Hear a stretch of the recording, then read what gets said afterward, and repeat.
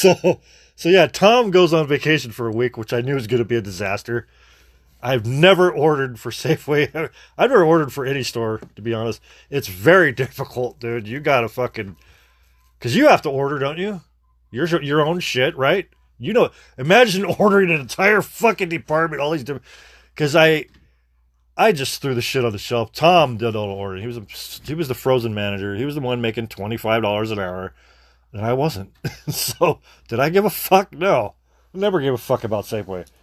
I was there after 3 years or so. I knew my mission there was to make money, show up and make money. I could give a flying fuck what any manager had to say about anything. I didn't care. And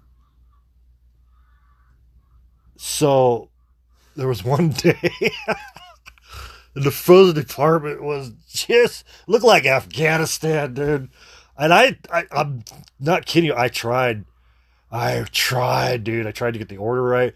I fucked the order all up. So there's a bunch of out of stocks, which is a cardinal sin with Safeway. You got an empty spot. It just looks so bad, dude. It's horrible. And it looked like Afghanistan. Later on in that week, after I fucked the order all up, and Kelly's in there. No, I went to lunch and I was in my truck and I was just smoking this weed, dude, just trying to get as high as possible. This is after I've already got high earlier that morning before I went to work. But I went out to lunch. I was just smoke as much weed as I just hold it as long, just high as I could possibly get before I go back in. So I go back in the store. I'm fucking high as fuck.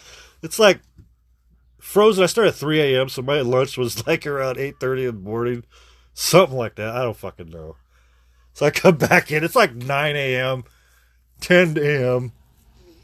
And I'm just high as fuck. And I walk through the frozen department. And I think before meat department got really going, I used to always cut straight through the frozen department just to take a quick look before I go in the back. Maybe I missed something. I can grab something out of the freezer. And then I'll go straight through the meat department. The meat department is right there after the frozen. And cut through the meat department before they got too busy. Then I'd stop going through there because that's kind of disrespectful. And then I go to clock in.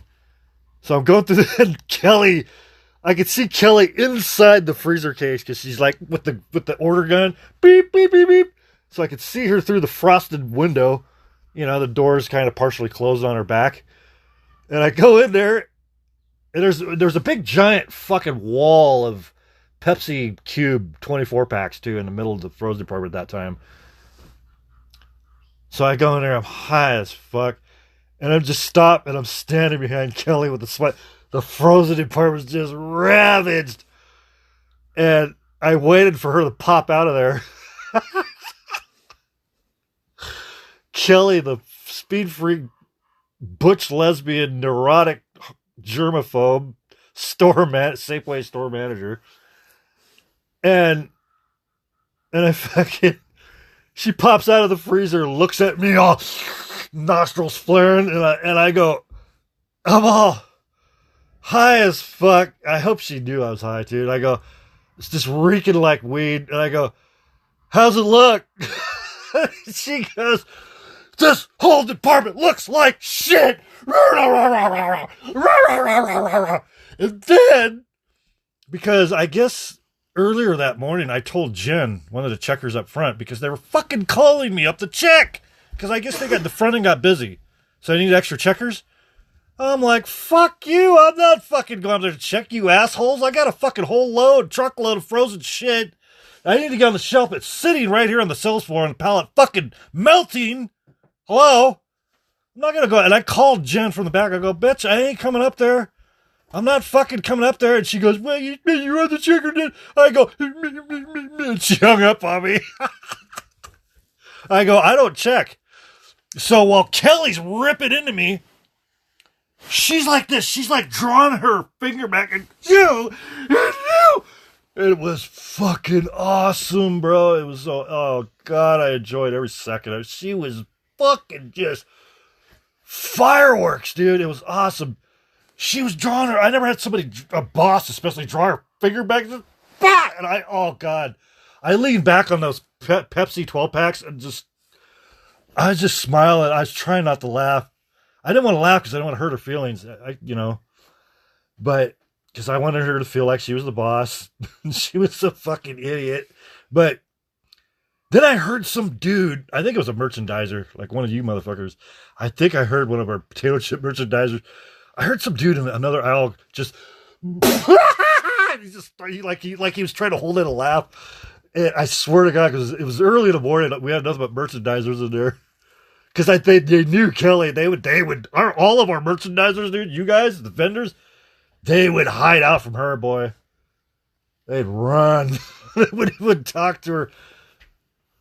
And, oh yeah, she's all, hey, don't you ever tell a checker that you don't check. Because she was referring to that conversation I had with Jen.